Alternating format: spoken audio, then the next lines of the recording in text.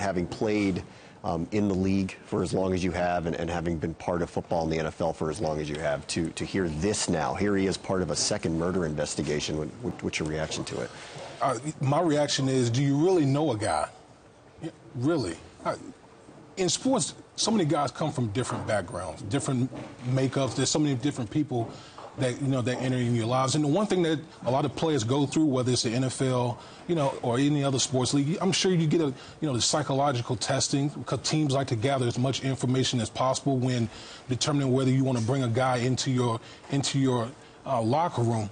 And I'm sure the Patriots are probably looking at this like, wow, as a lot of players are looking at it as well, like, we could have been playing with a murderer, a guy who's committed this heinous crime while he was playing. And you just don't know. You just don't know what you're going to get with the guy. Again, in your upbringing, so many different people are influencing you or those type of things.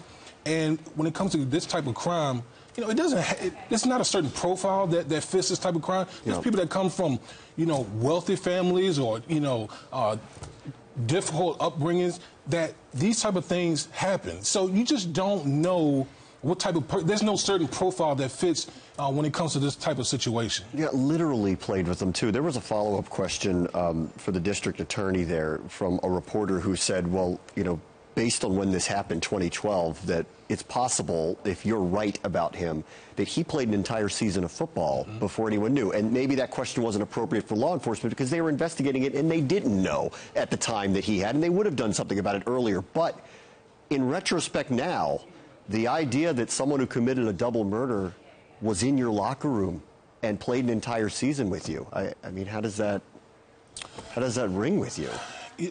I can only imagine what the guys in the locker room were probably thinking, like, if this was true, the fact that you're able to commit a crime like this and able to put it to the side and to go out here and play football at a high level is absolutely absurd.